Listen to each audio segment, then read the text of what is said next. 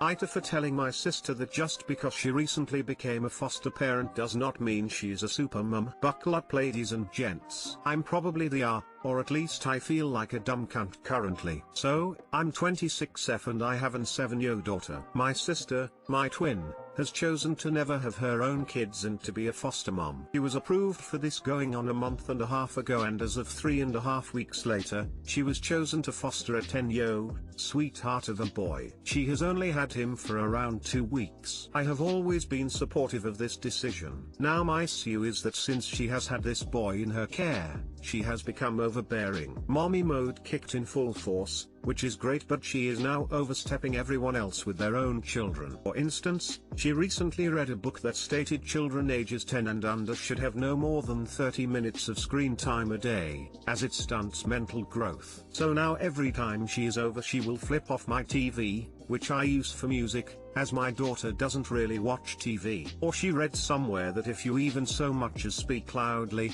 even while laughing, it triggers kids' minds and causes upset. So now, whenever she is at any of our homes she instantly slaps her hand over our mouths if we are too loud because she doesn't want to upset the boy. The final straw was her coming over yesterday and saying she needed to talk to my daughter alone. When my daughter came back in she was crying. I asked my daughter what was going on and she said Auntie told me that I'm not being nice because I wouldn't let Christopher touch my special doll and that I made him upset because he doesn't have anything special, so I need to share. She said I need to let Christopher play with it. Her special doll is kept on her shelf and not even touched by her, as her deceased grandfather gave it to her. It's a collectible. My sister was sitting there with a smile on her face and said, "See, all taken care of," and then proceeded to walk to my daughter's room to grab the doll. I lost my shit. I told her to leave and that just because she has been a mom for 2 weeks does not make her a super mom and that her actions are making it harder to deal with her. I told her that once she learned to act like an adult and stop forcing all of us to follow her pathetic rules she would be allowed back, but not a moment before. I also told her that the doll is staying on the shelf and I don't give a damn who that offends. She is saying I'm an insensitive and will not be allowed around my nephew until I apologize. NTA. Yeah, you could have been nicer about it, but there are so many things wrong here. 1. You don't put hands on someone. I'd have slapped her hand off my mouth and kicked her ass out when she tried to get me to quiet down. 2. Just because you believe a thing you've read doesn't give you the right to inflict it upon others. You should have walked right over and turned your TV back on. 3. Your child does not have to share anything they don't want to, especially an heirloom. The fact that your own child doesn't play with it means no other child should either. Your sister has issues with boundaries and it sounds like you're doing a good job trying to enforce them. NTA. Also, if my brother clapped his hand over my mouth I'd put my elbow through his nose. Who the fuck touches people like that? Edit. I love my brother, he'd never pull this shit. Violence is bad, stay in school. NTA. Boy, the stones on her. She isn't even being supermom. She's being one of those horrid, dreadful women who think by reading all baby books they know everything and are the ultimate parent and no one else knows any better. The fact she thinks it's her place to come into your house and tell your daughter that she has to let Christopher have full access to any of her toys is completely wrong, rude, disrespectful, shitty, the list goes on. You don't read those books and instantly know how to be a mom. You learn to be a mother by being a mother. You learn as you go, and I understand she's excited, but straight up, she's being a huge gaping She owes you, your daughter and anyone else she's smugly slighted a huge apology, and she needs to teach her first child boundaries. You don't get everything you want because you go cry to your mom. Some things are off limits, some toys aren't meant to be played with, sometimes you just get told no. She's also not teaching the boy boundaries. He can't just have anything and everything he wants, people are not obligated to share with him if they don't want to. Kids, especially young boys, need to be taught to respect boundaries and handle rejection with grace. Though it sounds like the sister doesn't understand or respect boundaries herself. NTA.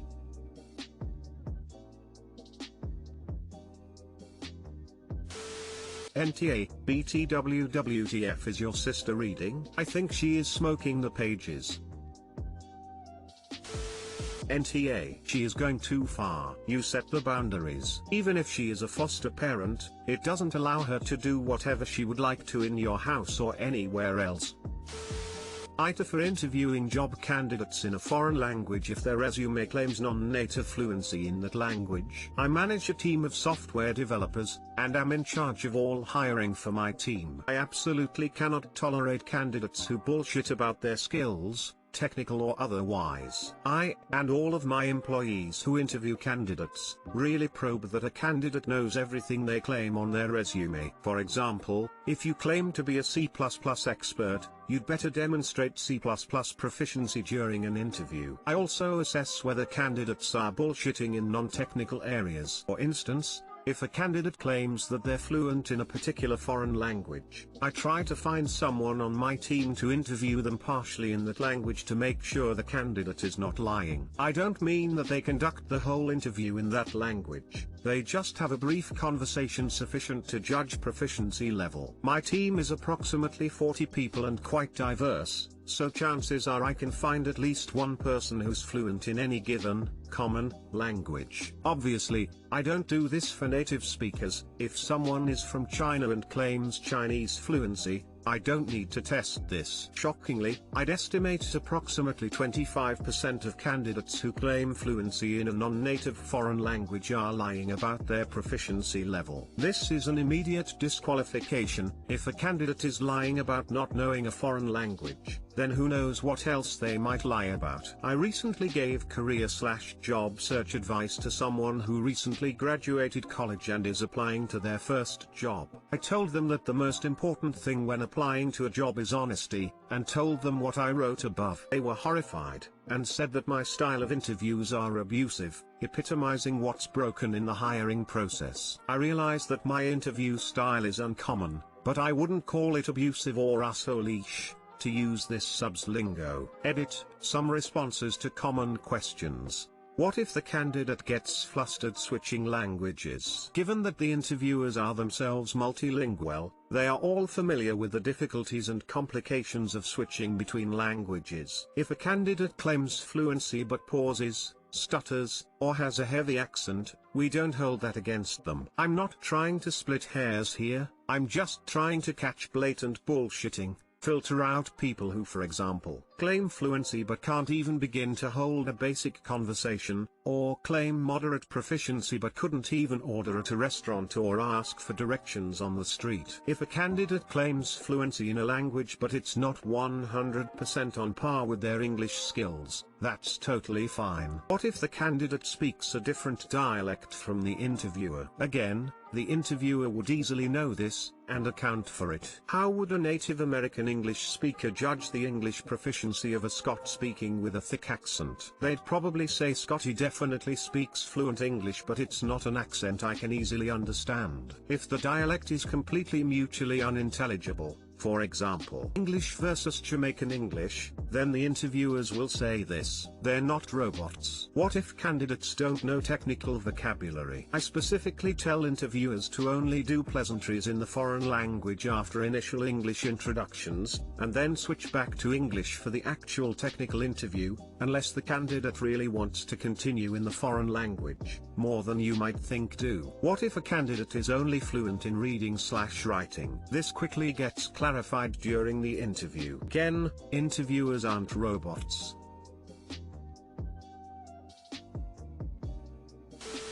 I don't see it as a problem to test them. You should. However, to completely throw them out if they're B2 instead of C1 is a bit harsh. It's not black and white. They may simply have forgotten some, or had a bad day, or accidentally overrated themselves. I mean, I speak about 7 languages, but it's not like I could write literature in all of them. Not to mention that I seldom get to speak them, so I would be quite rusty if anyone ever started talking to me. And of course, speaking is often much more difficult than reading or writing. What if the person isn't very good at speaking the language, but can easily read and understand even complicated legal or technical texts? Think you should be careful with that. I'm with you on this. I lived and worked in French exclusively for 4 years and was fluent. I still say that it on my resume. Nowadays I'm a little rusty, but give me some time to get back into it and I'm back to full fluency. I'm not convinced I'd perform well under pressure in an interview because they're hard enough in English, so OP probably wouldn't take my application further. OP could be missing great candidates who experience similar issues.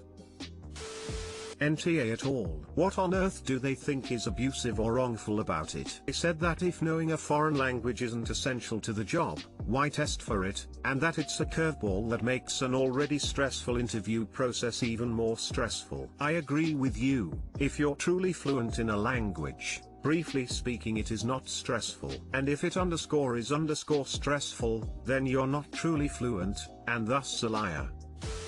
My opinion, NTA, it reminds me of the Van Halen Brown M&M test, which sounds asshole-ish at first, until you realize why they did it, to make sure that everything else in the contract riders was taken care of, stuff that was actually important. Specifically on the language test, NTA. But demanding someone code in front of you to prove their skills is kind of problematic. I've been coding for over a decade, but 1, you could still hit me with a problem I haven't encountered before. 2, every time I've been asked to code in front of someone, it's like someone taped my fingers together and I forgot what a keyboard is. It's just something to keep in mind. Testing someone on their skills in the middle of a job interview may not give you an accurate representation of said skills. It would be better to ask for a reference that can confirm proficiency.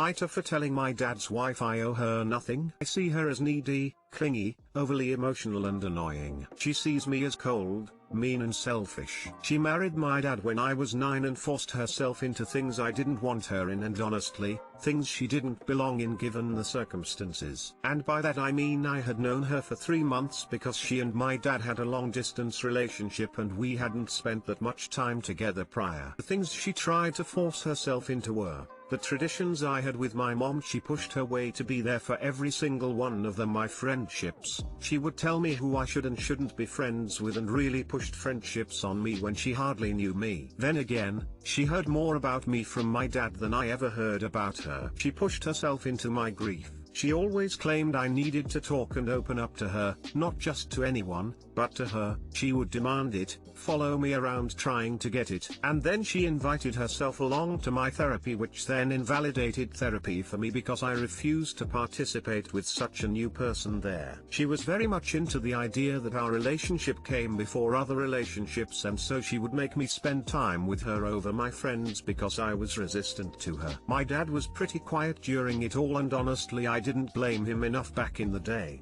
And now he knows how I feel about his part in it all. She would hug me without consent and squeeze so I couldn't push her off. She would try to kiss me and get annoyed if I blocked her, and she would hold my hand when I didn't like it. So the other night she told me she was tired of having me keep her out of my life. That she loved me and my dad and was a good stepmom and wife, and she deserved to be acknowledged, loved and appreciated for it. I didn't answer her, which made her more angry, and she snapped and she told me I was being mean to her for no reason. And then I told her that just because my dad loved her didn't mean I did or would, and I did not owe her my love or anything. I told her straight up I owed her nothing. I wanted to go deeper, but my dad stepped in and told me to apologize. This is when, for the second time, I told him he wasn't innocent in all of this either, and I let him know exactly where he fucked up.